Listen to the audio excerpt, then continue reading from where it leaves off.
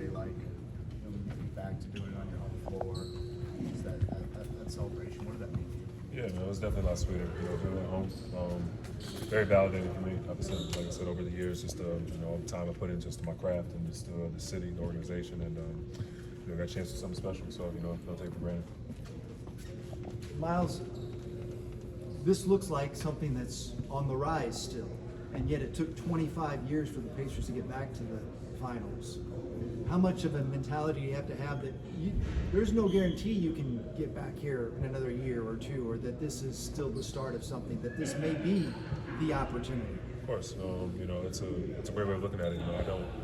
Again, it's taken me 10 years, myself just to get here. So, I just, it's a little bittersweet, but at the same time, the fact that it's finally here, you're right. Taking the opportunity and just running with it. You never know when you're going to be back here. You never know the circumstances are going to be the same. And while the opportunity is here presenting itself, take full advantage of it. You go to Montana often? I usually go to more Wyoming. I go to Wyoming. I go to Wyoming every summer. It's a Jacksonville area, Teton Village, and whatnot. But we drove up to Idaho, Montana last summer. When you thought then about this, is the emotions you have right now about what you expected, how you hoped it would feel to be on this stage? I wasn't sure how to feel, honestly.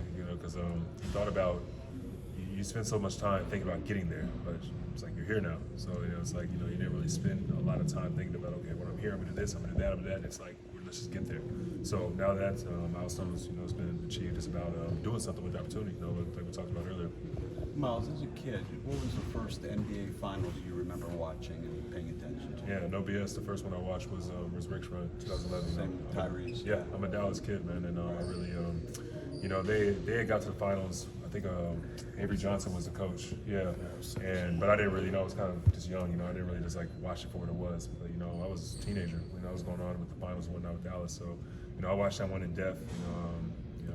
I had a relationship with Chris Bosh when I was coming up too, so I just watched him, and honestly, it was everybody was going for the heat at that time. They had Chris Bosh, Dwayne Wade, LeBron, and all of them, but when Rick proved it, Dirk and the rest of his team, it was just that the right time, everybody get hot and take it. Tyrese said he hated Rick for that series. No, man. I think for me personally, I think it was more so about just the city. Dallas was like I'd never seen it like that before.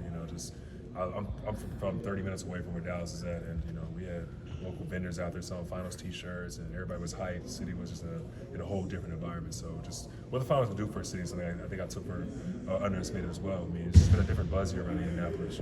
It's just been these fans deserve this.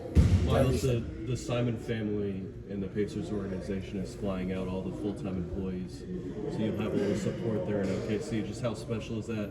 How cool is that you guys will have that support out there? Yeah, it's I expect nothing less from the Simon family. They're a very accommodating group, especially when it comes to their players and the organization. It's something I take a lot of pride in. So it's going to be amazing just to have my peoples up there and just for us to have the support. It's going to go into a hostile environment, so just take as much support as you can. Myles, you mentioned several times over the last 3 years about how a lot of these guys on this roster, almost everybody's been doubted in some way, shape, or form, and that kind of creates an underdog mentality here. How much do you think that still drives you guys, or kind of forms the, kind of the soul of this team, I guess? Yeah, and we thrive off it. So much. I think since last year, every playoff series, we've been the quote unquote underdog. People aren't expecting us to win. Where we're at right now, and until we prove it, people are going to think how they think. So I think that it definitely thrives us, going through that adversity and whatnot, and just, I personally wouldn't want any other way.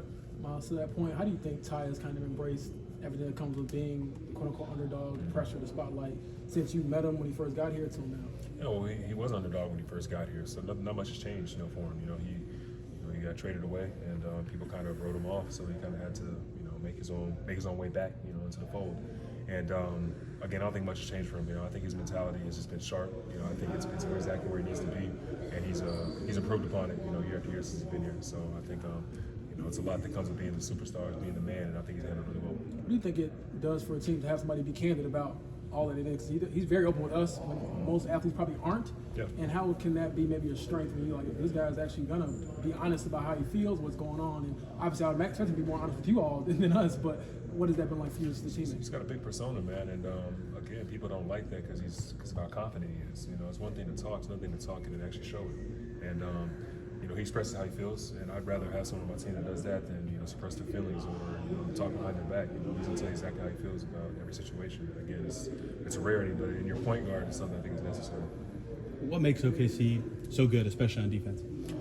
They thrive off turnovers. You know, they swarm the ball. They do a good job of just rotating and flying around. They don't necessarily have matchups. You know, they got guys cross-match playing different guys, and you know, they've been one of the better teams, especially defensive teams, you know, all season long. So you know, there's proper respect there. But at the same time, you know, we've got one of the best staffs, you know, in this league. You know, they've been preparing us over these past couple of days, you know, for what's to come. So you know, we get in that environment and just apply our principles.